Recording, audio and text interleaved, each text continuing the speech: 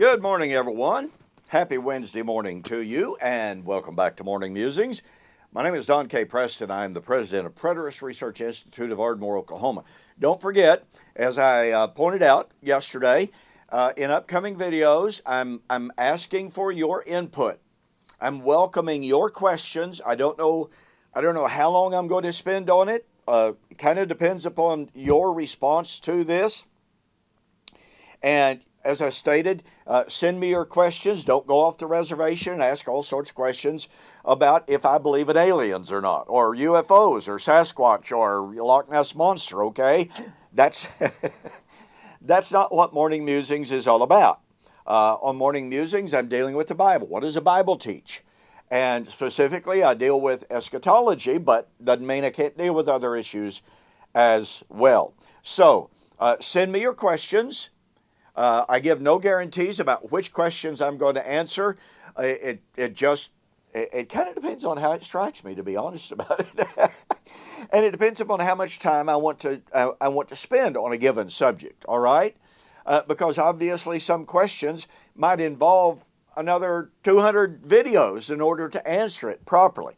But I would appreciate your questions that I can answer succinctly, if I'm capable of that. And so feel free, send me your questions, and I'll make a file, I'll make a list of them, and when I pose the question in the video, I won't give your name. I'm not going to do that, but I'll simply pose the question, and then I'll attempt to give a biblical answer for that. So be looking for that. We're not done with our study of resurrection yet. Now, I've been sharing with you the direct connection between the Great Tribulation and the resurrection. This is such an incredibly important topic. Now, here's something that I want you to see.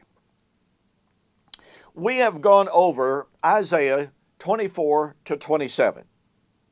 We have gone over Hosea 13 and 14 in our study of the resurrection. In our study of the Great Tribulation, we've done the same thing. I have demonstrated for you that Isaiah 26, 9 and following, or 12 and following, and Hosea 13 foretold the Great Tribulation. No, it doesn't use that terminology. By the way, real quick sidebar here. I must admit a degree of frustration when I hear more and more people, when they're kind of backed into a corner in arguments and discussions, and they say, well, I don't see that word. I don't see that term. I don't see that phrase in the verse or in the passage you're talking about. And my response to that is, so what? It is an absolutely horrible, misguided hermeneutic to say that because a given word, term, or phrase is not in a given verse, that a doctrine is not there. And yet we are hearing this increasingly from former preterists. They kind of get backed into a corner because they can't answer a given text, and so they say, well, I don't see the word final resurrection there, like Joel McDermott did in our debate, by the way. Or I don't see this term. I don't see the term spiritual death in the Bible, therefore it's not a reality. Folks, let me say again, this is absolutely horrible. This truly is argumentum ad desperatum, an argument from desperation. It has no merit whatsoever. When you see somebody arguing, trying to escape a point by saying, well, Job doesn't even mention Moses or the law of Moses. When he's talking about resurrection, that individual knows they are trapped. That individual cannot answer the biblical arguments. Okay, off my soapbox, let's carry on. So the fact is that Isaiah 24 to 27, Hosea 13 and 14 connect the Great Tribulation with the resurrection. Why is that important? It is important because, guess what?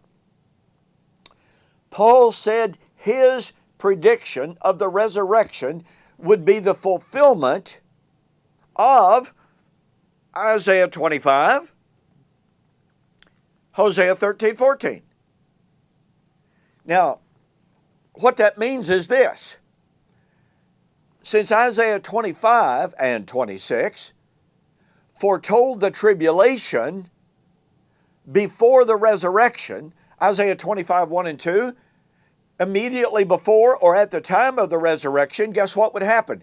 The fortified city would be destroyed and the temple would be turned over to the foreigners.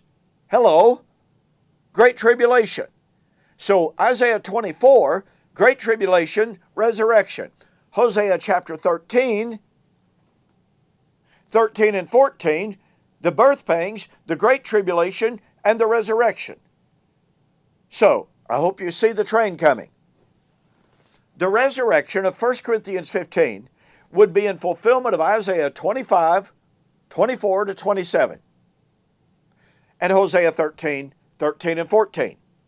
But the resurrection of Isaiah 24 through 27 and Hosea 13 and 14 would be fulfilled at the time of the Great Tribulation, the time of the birth pangs, and the time of the destruction of Jerusalem.